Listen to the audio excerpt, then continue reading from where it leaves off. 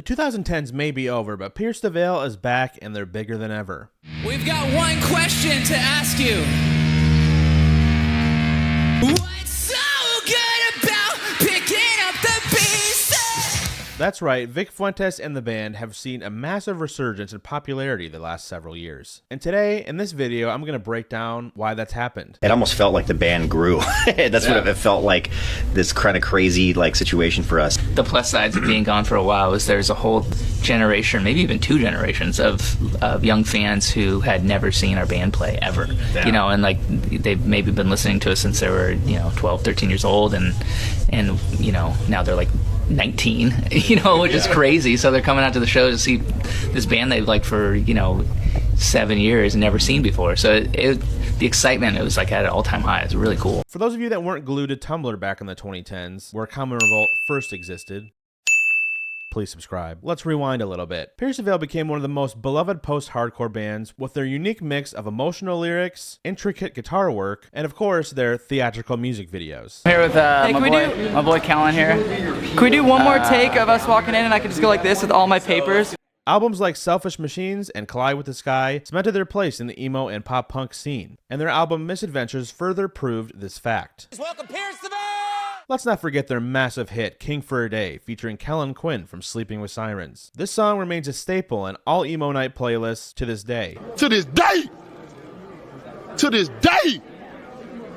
Something wild about this song that you may not know, before the song was even made, Kellen Quinn and Vic Fuentes had never met each other. They didn't even really know each other at all. Pierce the Veil's fans were so relentless in suggesting that the two collaborate that it became a catalyst for the song's creation. And I have to say, it paid off.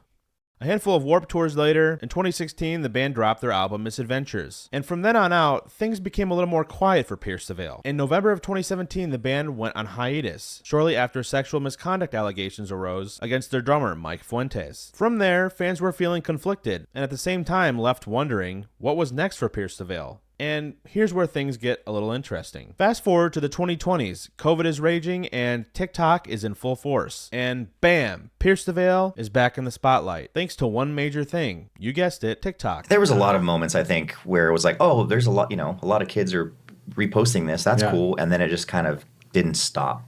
Turns out, Gen Z has a huge love for screaming emotional lyrics at the top of their lungs, just like the millennials before them did. I think the Lizzo thing threw it over the top because, she was like, everyone knew her stuff. It was a couple different trends. It kind of morphed. For that, it was like kids in their bedrooms pretending they were rock stars. That, to me, was, I think, the coolest thing I've ever seen. King for a Day has gone viral multiple times, even landing at the #1 spot on the rock charts years and years after its release, thanks to TikTok. This led new fans to discover Pierce the Veil every single day. Nostalgia is a powerful thing, and the early 2010s aesthetic that Pierce the Veil cultivated is making a big comeback. But it's not just nostalgia carrying their band. In 2023, Pierce the Veil dropped their newest album, The Jaws of Life, on Fearless Records, becoming the band's first album in 7 years. And the response to it has been massive. The band even landed a direct support slot opening for Blink-182 on their One More Time tour last year, playing some of the biggest shows of their career. And since then, the band has continued to tour and sell out shows left and right, proving that they're still one of the best bands in the game. Their music has evolved, but the emotional intensity is still there, and fans, both old and new, are loving it, myself included. The band even announced the I Can't Hear You World Tour, which is pretty much completely sold out for 2025, headlining the biggest shows of their entire career. Not only did the band sell out Madison Square Garden in New York City, they sold out 3 nights at the Kia Forum in Los Angeles, a venue that even Katy Perry is struggling to sell tickets to in 2025. So you may be asking yourself, why does all this matter? This just shows you that good music does not fade. It only grows with time. Pierce the Veil's comeback is proof that the post-hardcore and emo scenes are not only just alive, but thriving. Whether you're a day one fan of Pierce the Veil or someone that just discovered them last week, it's certain that the band is not going anywhere. I remember the first time that I saw Pierce the Veil back in 2011. They were opening for A Day to Remember on the Game Changers tour. The show happened at Royal Oak Music Theater in Michigan, and the band was first of 4. They opened the entire show before We Came as Romans, Bring Me the Horizon, and A Day to Remember. I can't even imagine how many tickets that tour lineup would sell